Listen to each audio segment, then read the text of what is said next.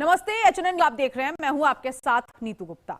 उत्तर प्रदेश में codeine cough syrup की तस्करी में एसआईटी ने उन कारोबारियों पर कानूनी शिकंजा कसना शुरू कर दिया है जिन्होंने 1 लाख से ज्यादा सिरप की शीशियां बेची थी।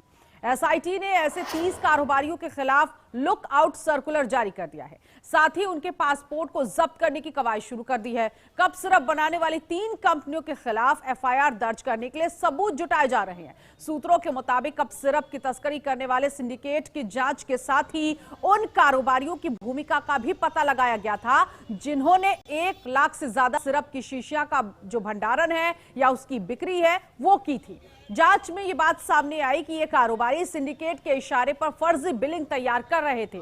एसआईटी के निर्देश पर विवेचकों ने आरोपियों की संपत्तियों की पड़ताल का काम पूरा कर लिया, उनको जब्त करने की प्रक्रिया शुरू कर दी है। इसके तहत सोनभद्र पुलिस मुख्य आरोपी शुभम जायसवाल के पिता भोला जायसवाल की 30 करोड़ की संपत्ति जब्त करेगी।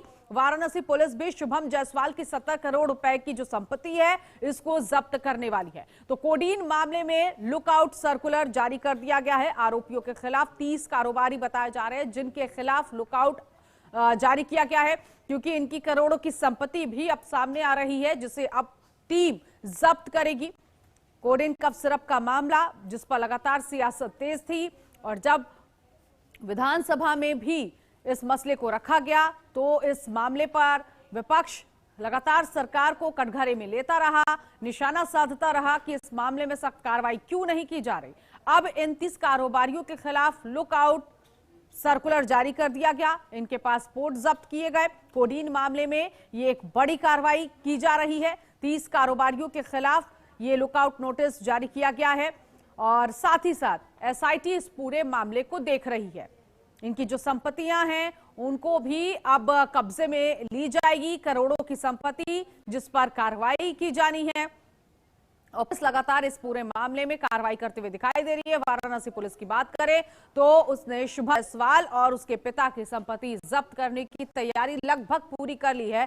बस अब देखना यही है कि कब तक कार्रवाई होगी। लेकिन जो जांच की गई उसमें यह बात सामने आया कि जो कारोबारी हैं वो सिंडिकेट के इशारे पर फर्जी बिलिंग तैयार करते थे और इस तरह से इन कप सिरप की जो शीशियां हैं उनको बेचते थे। खांसी की दवा ये बेची जा रही थी जिसे पीने की वजह से मासूम बच्चों की जान चली गई और इस पूरे मामले में एसआईटी का गठन किया गया है। एसआईटी जांच कर रही है और एसआईटी के निर्देश पर ही विवेचकों ने आरोपियों की संपत्तियों की पड़ताल का काम पूरा कर लिया है। अब पड़ताल का काम हो गया है लेकिन जब्त करने की जो प्रक्रिया है अब वो भी बहुत जल्दी शुरू की जा रही है।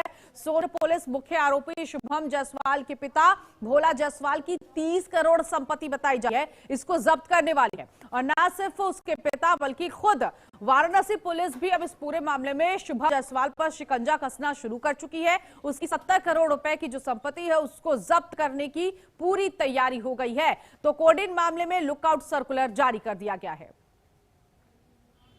के साथ एसआईटी टीम है और वहाँ के इंस्पेक्टर भी साथ में हैं और यहाँ की पुलिस से संपर्क करके ये कार्रवाई कर रहे हैं। सर, कितने करोड़ की संपत्ति सीज की जाएगी? 28 करोड़ 50 लाख। बादशाहबाद कॉलोनी में उनका मकान भी सीज होगा।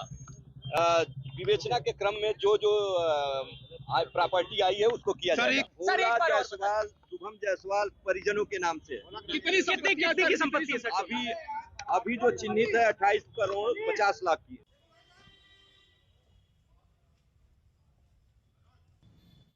इस पूरे मामले में जो मुख्य आरोपी है शुभम जायसवाल उस पर भी कार्रवाई हो रही है। उसके पिता की भी संपत्ति सामने आई है, उसको भी जांच के दायरे में लाया है। 30 करोड़ की संपत्ति बताई जा रही है और जितने भी कारोबारी हैं, जो 30 कारोबारी जिनका इस पूरे मामले में इस प्रकरण में नाम सामने आया है उनके खिलाफ लुकआउट नोटिस जारी कर दिया गया है। साथ ही साथ उनके पासपोर्ट भी जब्त किए गए हैं। एसआईटी इस पूरे मामले में कार्रवाई करते हुए अब आगे बढ़ते हुए दिखाई दे रही है। हालांकि विपक्ष यही सवाल कर रहा था कि सरकार इस मामले में मुख्य आरोपी पर कार्रवाई क्यों नहीं कर रही है। खबर यह भी है कि आरोपी को कोर्ट में भी पेश किया जाना है और उसके बाद आगे की कार्रवाई पुलिस करेगी। सवाल जवाब उससे लगातार चल ही रहा है कि किस तरह से ये जो शीशियां हैं ये तैयार की जाती थी, इनकी बिक्री किस तरह से होती थी, क्योंकि अभी तक जो जानकारी मिली है फर्जी बिलिंग तैयार करके मार्केट में ये जो कोडीन कफ सिरप है इसको बेचा जाता था।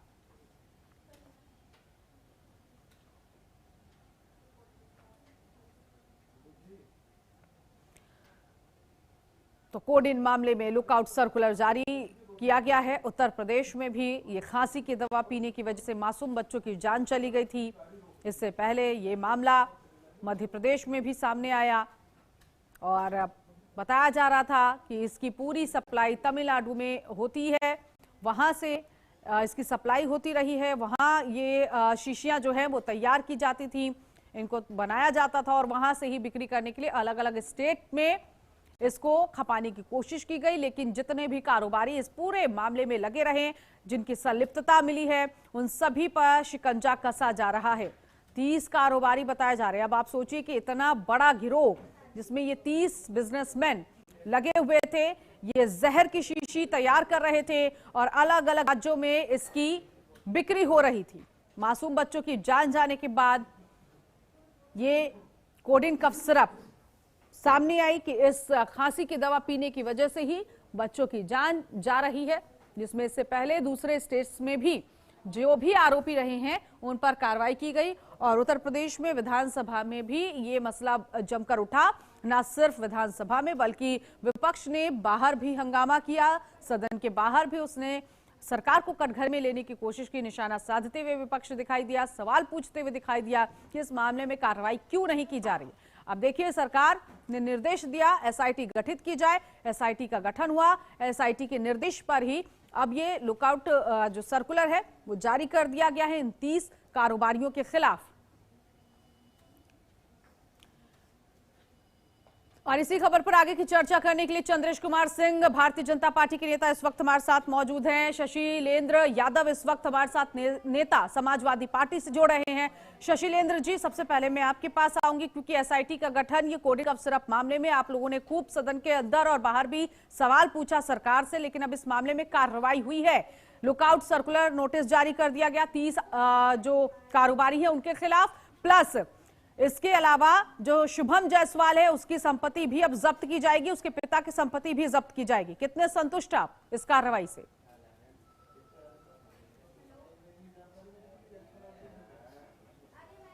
सर, आपकी आवाज नहीं आ पा रही है, अनम्यूट कर दीजिए आप फोन।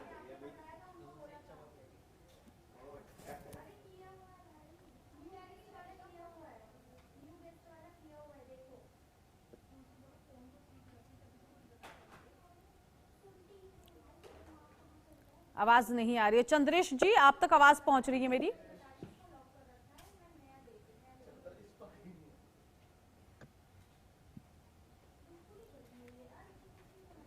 तो फिलहाल टेक्निकल इशू है इस वक्त, आवाज नहीं पहुंच रही है वहां तक, लेकिन लगातार ये खबर इस वक्त करोड़ों की संपत्ति जब्त अब टीम करेगी। ये कार्रवाई आगे बढ़ती हुई दिखाई दे रही है। जो मुख्य आरोपी है शुभम जायसवाल, इसे कोर्ट में भी पेश किया जाना है। इसकी कितनी भूमिका रही, इन कारोबारियों के साथ इसका कैसा कांटेक्ट रहा, कब से रहा, इन सभी मामले में उससे पूछताछ की जाएगी। ये मुख्य आरोपी बताया जा रहा है। और इस वक्त हमारे साथ अंकुश राज विश्वकर्मा, नेता भारतीय जनता पार्टी के जुड़ गए हैं इस वक्त। अंकुश जी, आप तक आवाज मेरी पहुंच रही है?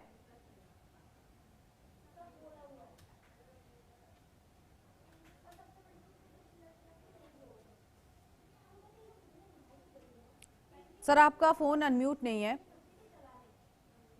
जी, अनम्यूट कैसे होगा ये? हाँ, आपको मेरी आवाज मिल रही है? क्योंकि मुझे आपकी आवाज सुनाई दे रही है सर। आ रही, आवाज आ रही है आपकी। ठीक है, आप मतलब सरकार ने एसआईटी का गठन करने का निर्देश दिया, एसआईटी ने कार्रवाई की है और इस पूरे मामले में लुकआउट सर्कुलर जारी कर दिया गया। कोडिन मामले में किस तरह से सख्त कार्रवाई इस वक्त हम समझे, जो आम जनता इस वक्त देख रही है, क्या इस पूरे मामले में आगे कार्रवाई होगी कि सिर्फ संपत्ति जब्त होगी या इसके आगे भी कुछ बड़ा होगा? देखिए, मैं आपको स्पष्ट बता दूं, परम पूज्य योगी आदित्यनाथ जी महाराज जी 10 साल से मुख्यमंत्री हैं उत्तर प्रदेश में, और ये हम सब लोगों के लिए हर्ष और गौरव का विषय है कि माननीय मुख्यमंत्री जी के कार्यकाल में कोई भी, चाहे जिस वो हो, चाहे कोई भी अपराधी हो, बच नहीं पाएगा।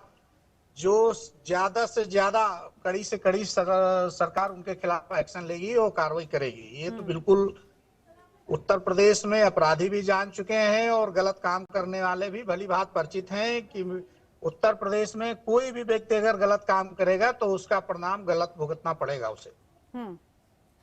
ठीक है शशिलेंद्र जी, ये जो अभी तक कार्रवाई हुई है, लुकआउट सर्कुलर जारी किया गया प्लस संपत्ति जब्त करने की तैयारी हो रही है, आप लोग कितने संतुष्ट हैं? क्योंकि आप लोगों ने विधानसभा के बाहर और अंदर दोनों जगहों पर आप लोगों ने खूब सरकार से सवाल पूछा कि कार्रवाई क्यों नहीं हो रही है इस मामले में। आवाज आ रही है आपको? जी जी, ऐसा है, मैं भारतीय जनता पार्टी से सरकार से पूछना चाहता हूं, जो ये सिरप घोटाला इतना बड़ा हुआ है, ये कोई उत्तर प्रदेश से तमाम राज्यों में इस दवा की सप्लाई थी, तमाम लोग मर गए, अगर इतना समय क्यों लग गया इनको कार्रवाई करने में? अगर इनकी खुफिया एजेंसी क्या कर रही थी? इतना बड़ा घोटाला, इतना बड़ी कप सिरप पूरे देश में सप्लाई हो रही थी, इनकी खुफिया एजेंसी जान ही नहीं पाई कि सिरप कांड कितना बड़ा घोटाला है, कितने बच्चों की जान चली गई, इतना समय क्यों लग गया? और जो भी भारतीय जनता पार्टी के हमारे साथी बोल रहे थे कि योगी की सरकार की कानून व्यवस्था, अरे कानून व्यवस्था की बात करते हैं आप, अभी मुजफ्फरनगर में भूल गए किस तरीके से रामू कश्यप को जिंदा जला दिया गया? मेरठ का कांड भूल गए? अभी मैं एक हफ्ते पहले की बात कर रहा हूँ, मेरठ का कांड भूल गए किस तरीके से? नहीं ठीक है शशिलेंद्र जी, मुझे लगता है हम इसी टॉपिक पर आज रहे तो बेहतर है। मुझे बस इतना आप बताइए, अभी तक जो ये कार्रवाई हुई है, हाँ, जब बात कानून व्यवस्था की होगी तो कानून व्यवस्था में से सब चीजें आती है। मैं अपने साथी को बताना चाहूँ, कानून व्यवस्था की क्या बात है भाई? तो इतना समय कैसे लग गया? जो हमारे तमाम मासूमों की जानें चली गई, इनकी खुफिया एजेंसी क्या कर रही थी जो महीनों जांच करने में लग गया? अगर समय रहते खुफिया एजेंसियां सक्रिय होती तो जो अबोध बच्चों की जानें चली गई शायद हो न जाती। ठीक है अंकुश जी, क्योंकि शशिलेंद्र जी जिस तरह से बता रहे हैं उस तरह से तो मुझे तो नहीं लग रहा उनकी बातों से कि वो संतुष्ट आप लोगों की कार्रवाई से दिख रहे हैं। तो अब आप ही लोग बताइए कि क्या इस पूरे मामले में हाँ क्या होना चाहिए, कैसे कार्रवाई आप लोग करेंगे? देखिए, कोई भी प्रकरण होता है बिना उसको तह तक जाए, बिना जांच किए, बिना कैसे अधिकारी उसको स्पष्ट करेंगे। और ये तो कोई भी बिंदु है, अगर कोई मामला बनता है तो सरकार निष्पक्ष उसकी जांच कराती है और जांच कराने के बाद जो दोषी होता है कड़ी से कड़ी उसको सजा दिलाने का काम सरकार करती है। हमारे यहाँ कोई बच नहीं सकता है, कोई भी आज तक कोई अपराध कर कोई अपराधी बच के भाग पाया हो उत्तर प्रदेश से तो बताइए। जो गलत करेगा माननीय मुख्यमंत्री जी उसको कड़ी से कड़ी सजा दिलाते हैं, वो चाहे जो भी हो, उत्तर प्रदेश का कोई भी हो, चाहे वो छोटा हो, बड़ा हो, गरीब हो, अमीर हो, अगर वो अपराध करेगा तो उसको कड़ी से कड़ी उत्तर प्रदेश सरकार सजा देगी, ये बिल्कुल निश्चित है। इसीलिए उत्तर प्रदेश आज अपने आप को सुरक्षित महसूस कर रहा है और हम लोग इस बात से खुश हैं कि हम उत्तर प्रदेश में हैं, परम पूज्य योगी आदित्यनाथ जी महाराज मुख्यमंत्री हैं, हम लोग बिल्कुल निडर होकर प्रदेश में हैं और हम आगे भी हम लोग अपेक्षा है कि महाराज जी हम लोग क्योंकि संरक्षण है और हम लोग बहुत खुश महसूस करते हैं। उत्तर प्रदेश में अपराधी ही सिर्फ परेशान है, अपराधी लुटेरे जो इस तरीके का काम करते हैं सिर्फ वही परेशान है, बाकी उत्तर प्रदेश का नहीं, विपक्ष भी परेशान है कि आप लोग कुछ करते नहीं है और अगर कुछ करते हैं तो आप लोग समय रहते हुए नहीं कर पाए। नहीं, हम लोग देखिए ऐसा है ना, सरकार ने स्पष्ट कहा है अपराधी कोई भी हो अपराध करेगा तो बचेगा नहीं। हाँ, वो विषय अलग है कि थोड़ा सा जांच, क्योंकि बिना जांच के तो किसी को दोषी करार नहीं दिया जा सकता। ठीक है शशिलेंद्र जी, वाकई क्योंकि सवाल यहाँ पर जब आप लोग विपक्ष सदन में ये बात उठा रहा था कि आप लोग इस पूरे मामले में कार्रवाई करिए, अब जब कार्रवाई हो रही है तो आप लोग कह रहे हैं कि इतनी देरी से क्यों कार्रवाई हो रही है? जाहिर तौर पर एसआईटी का गठन हुआ, एक सेकंड सर सुन लीजिए, एसआईटी का गठन हुआ, वो जांच करेगी, वो सारे प्रकरण को देखेगी और उसके बाद ही तो अब आगे का प्रोसेस बढ़ाएगी कि बस ऊपर से सुन लिया कि ये मुख्य आरोपी है, इसको जेल के अंदर डालो, क्या आरोप है, किस तरह की उसकी संलिप्तता रही है, इन सारे पूरे मामले पर एसआईटी जांच करेगी। इसमें सरकार का तो कोई मैटर नहीं है। अब एसआईटी कितना वक्त लगा रही है उस पर भी आप क्वेश्चन करेंगे क्या? देखिए नीतू जी, ये जो शुभम जायसवाल है इसके खिलाफ जो कार्रवाई सरकार कर रही है ये अच्छी बात है। ऐसे लोगों को तो सीधे फांसी होना चाहिए जिस भी माध्यम से, क्योंकि जो इसने निंदनीय काम किया है, जिसकी वजह से तमाम लोगों की जान चली गई, और अगर न पकड़ा जाता पता नहीं कितने लोगों की जान चली जाती। तो इसको तो फांसी होनी चाहिए। लेकिन जो हमारे भाई बीजेपी के नेता है, जो कानून व्यवस्था की बात कर रहे थे कि योगी जी के राज में सब अच्छा है, अरे भाई योगी जी के राज में सब अच्छा है तो अभी बरेली में पप्पू धोबी की हत्या कर दी गई, क्या ये कानून व्यवस्था के दायरे में नहीं आता क्या? आप बताइए, किस तरीके से रामू कश्यप को जिंदा जला दिया गया, क्या ये कानून व्यवस्था की उसमें नहीं आता है? अभी आप नोएडा की घटना देख लीजिए, एक इंजीनियर किस तरीके से प्रशासन की लापरवाही से गड्ढे में गिर गया, 4 दिन बाद डीएम पहुंचती है, उसकी जिम्मेदारी कौन लेगा? जो एक जवान इंजीनियर मर गया, उसमें भी तो सरकार ने कहा ना एसआईटी जांच की जाए, एसआईटी इस पूरे मामले में देखे, रिपोर्ट तैयार करे, जो भी दोषी होगा उसके खिलाफ कार्रवाई होगी। आरोपी बिल्डर को गिरफ्तार किया गया, कार्रवाई तो हो रही है, लेकिन कुल मिलाकर ये है कि कार्रवाई नहीं होती है तब भी आप लोग संतुष्ट नजर नहीं आते, होती है तो कहते हैं, आप लोग सवाल करते हैं कि आखिर देरी से क्यों हो रही है। ये कौन सी बात होती कार्रवाई होना? लेकिन अंकुश जी, तो ये संपत्ति जब्त करने के बाद आपको लगता है कि इस तरह के मामले बंद होने वाले हैं? इससे आगे कुछ बड़ी कार्रवाई होनी चाहिए, एक्शन लिया जाना चाहिए, ताकि इस तरह के जो अपराधी है या फिर उनके साथ जो गिरोह है, जो कारोबारी हैं, वो मासूम बच्चों की जान ना ले। बिल्कुल बिल्कुल, उनकी सबकी होनी चाहिए। ठीक है अंकुश राज जी, और सख्त कार्रवाई होनी चाहिए। जो भी संविधान के तहत उनके प्रति जो भी अपराध बनेगा, कड़ी से कड़ी सजा सरकार दिलाएगी, संपत्ति जब्त होगी, जो भी प्रावधान में अधिक से अधिक होगा सरकार कोई कसर छोड़ेगी नहीं, बिल्कुल 100 में 100% उनके खिलाफ समस्त कार्रवाइयां होंगी। तो आप यहाँ पर आश्वस्त कर रहे हैं जनता को कि इस वक्त इस पूरे मामले में सख्त एक्शन लिया जाएगा, सिर्फ ये नहीं है कि संपत्ति कुर्क कर दी जाए, जब्त कर दी जाए और उसके बाद आरोपी भले कुछ सालों के लिए जेल के अंदर है, फिर उसके बाद जेल से बाहर आ जाए, क्योंकि मामला वाकई बहुत संगीन है। छोटे मासूम बच्चों की जान का सवाल है, उनकी जान चली गई, दोबारा नहीं आने वाली है। इनमें से कुछ परिवार ऐसे जिन्होंने अपने घर न जाने कब से इंतजार किया था कि छोटा बच्चा आए, लेकिन वो बच्चा चला गया, घर सूना हो गया, तो छोटा मामला नहीं है ये अंकुश जी।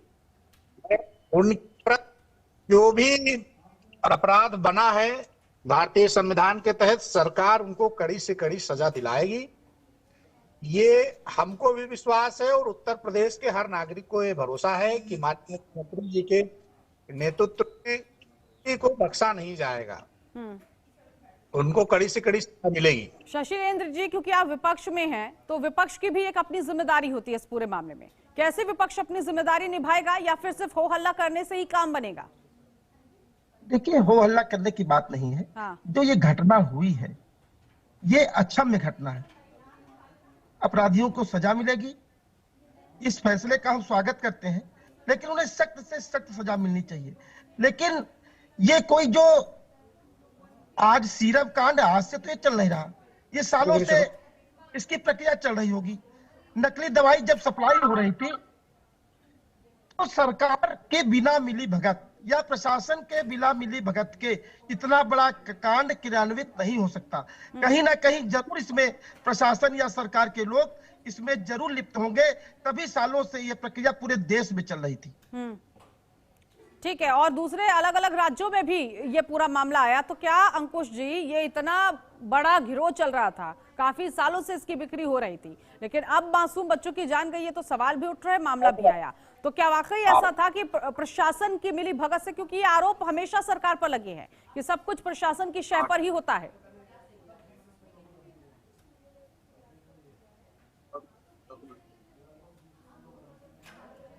अंकुश जी, आवाज मिल रही है आपको मेरी? हाँ जी, आवाज आ रही है आपकी। हाँ, विपक्ष कह रहा है कि सब कुछ प्रशासन और सरकार की मिली भगत से होता है। देखिए, विपक्ष का काम तो यही है कि वो आरोप तो लगाएंगे ही, क्योंकि आरोप लगाने के सिवा ये लोग जमीन स्तर पर कुछ काम तो देखते नहीं है, सरकार क्या कर रही है, कितने जनहित के कार्य कर रही है। मैं अपने भाई साहब को इस आश्वस्त करना चाहता हूँ कि मैंने कहा और फिर दोबारा कह रहा हूँ, प्रदेश के अंदर कोई भी व्यक्ति अपराध कर बच नहीं पाएगा। जितनी भी संविधान के तहत जो भी उनके खिलाफ अपराध बनेगा सरकार कड़ी से कड़ी सजा दिलाएगी, इसमें कोई वो नहीं है। और इस बात को एक नहीं 50 उदाहरण आप लोगों के समझ आए हैं कि कोई भी किसी को बख्शा नहीं सरकार ने। जो भी गलत किया है उसके खिलाफ कड़ी से कड़ी सजा हुई है और आगे ठीक है, ऐसा चलिए हम उम्मीद यही करते हैं कि इस मामले में सिर्फ संपत्ति जब्त करने तक ही मामला सीमित ना हो, इसके आगे भी ठोस कार्रवाई होनी चाहिए। और दूसरा ये कि शुभम जायसवाल को जब कोर्ट में पेश किया जाएगा उसके बाद कोर्ट की तरफ से क्या फैसला आता है, किस तरह से ये मामला आगे बढ़ेगा, इसकी जांच और ज्यादा आगे बढ़ेगी, क्योंकि सिर्फ उत्तर प्रदेश का मामला नहीं है, दूसरे राज्यों का भी मामला है। बहरहाल बहुत शुक्रिया आप दोनों ही खास मेहमान का हमारे साथ जुड़ने के लिए। तो करोड़ों की संपत्ति शुभम जायसवाल और उसके पिता की सामने आई है, जिसको जब्त करने की कार्रवाई अब शुरू होने वाली है। इसी के साथ इस बुलेटिन में अभी के लिए बस इतना ही। नमस्कार।